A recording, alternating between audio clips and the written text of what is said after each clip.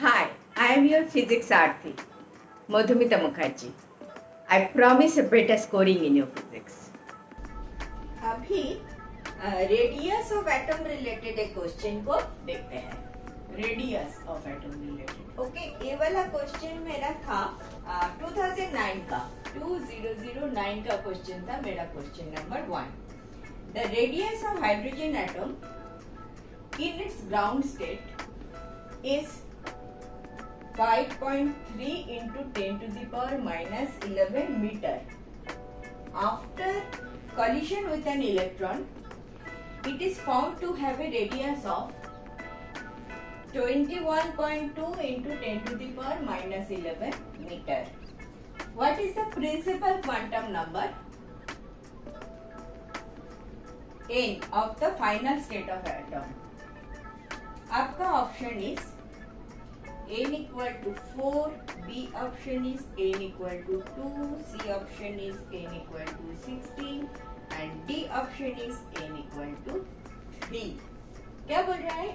The radius of an hydrogen atom at ground state is this. Radius R1.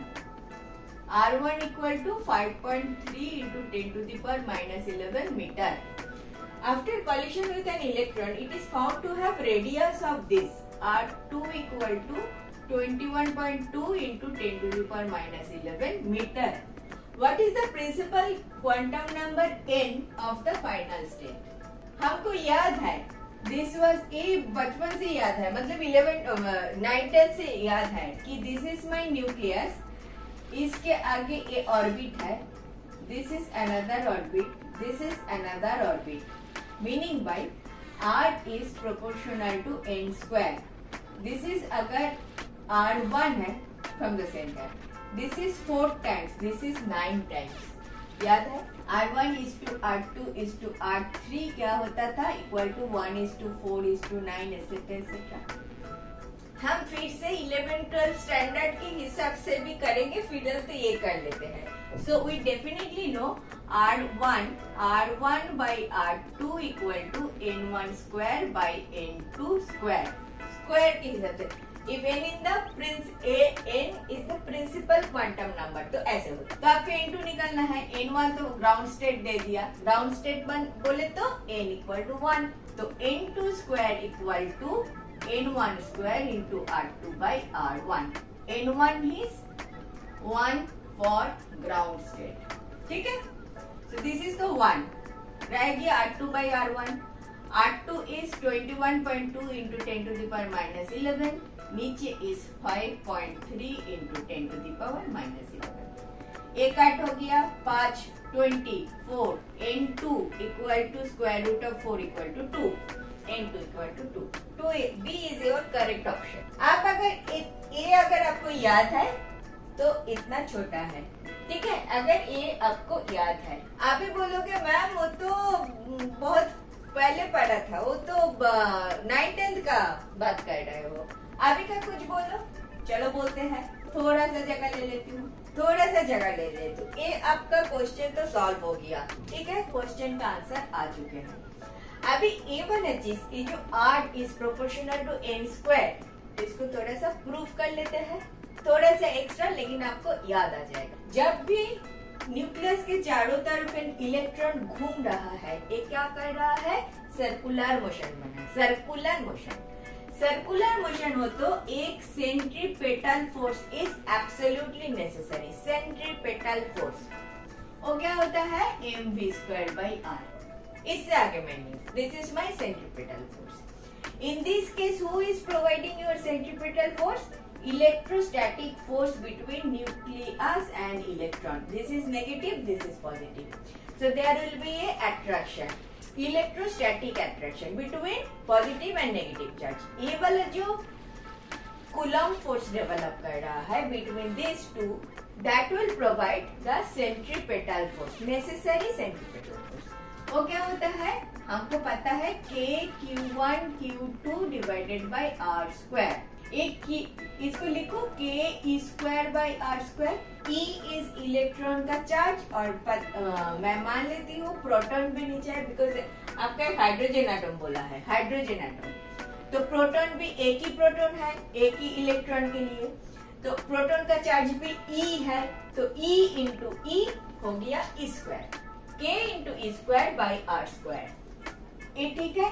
ऊपर वाले K भी constant, E square भी constant, और एक C बाई आर स्क्वायर कर लो, क्या फर्क पड़ता है। ठीक है, चलेगा।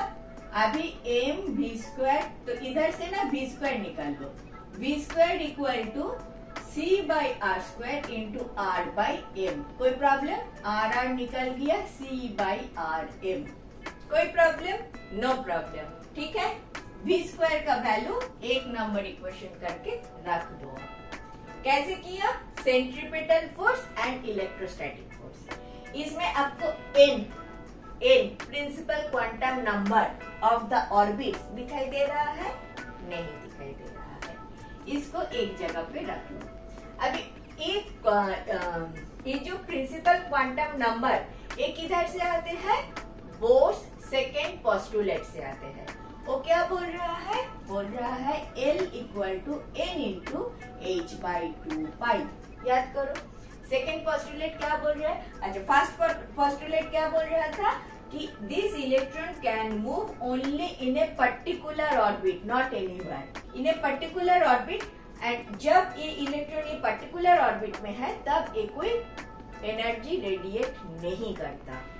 पोस्टुलेट 1। पोस्टुलेट 2 इज ये ऑर्बिट ऐसा ऑर्बिट है जिधर angular momentum L, angular momentum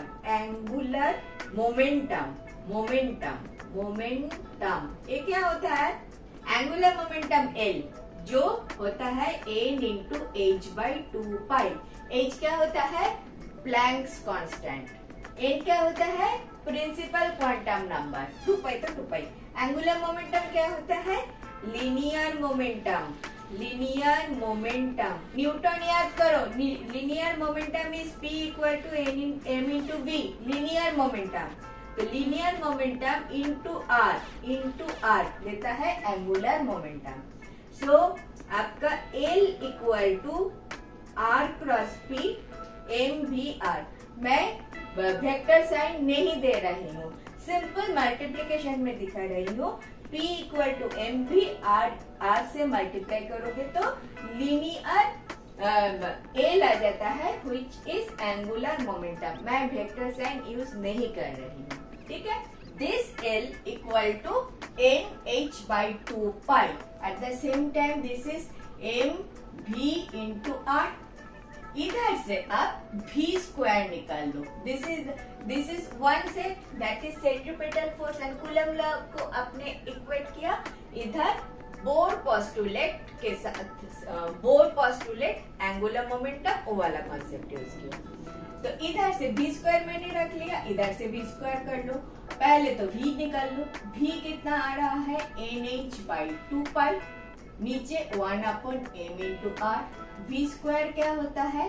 m square h square 4 square into 1 upon m square r square. No problem. This is your दो नंबर, 1 और 2 को इक्वेट कर दो, 1 इक्वेट 2 कर लो, दोनों v स्क्वायर है।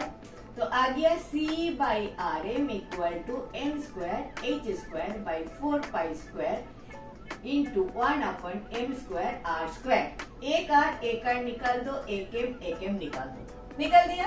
c इज ए कांस्टेंट, इधर h constant, 4 square constant, m constant, क्या रह गया?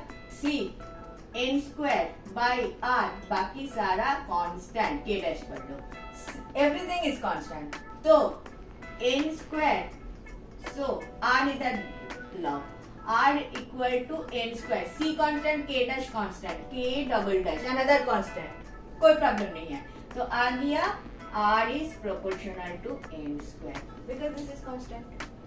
आ गया r is proportional to n square। याद रखोगे या करके देखोगे? करके नहीं देखोगे, मैंने तो बस बता दिया ताकि तुम्हें याद आ जाए। सेंट्रीपिटल फोर्स के साथ कूलम्स लॉ को इक्वेट करके v स्क्वायर निकाल लिया, फिर बोर्स सेकेंड पोस्टुलेट यूज किया, mvr equal to nh by 2 इधर से b स्क्वायर का वैल्यू निकाला, b स्क्वायर इक्वेट किया, इक्वेट करने से r is proportional to n square आ गया। तो r is proportional to n square, so r1 by r2 equal to n1 square by n2 square. आपका आंसर आ गया. क्लियर? चलो नेक्स्ट देखो. Thank you for watching. I have explained last 20 years questions like this. If benefited, do watch.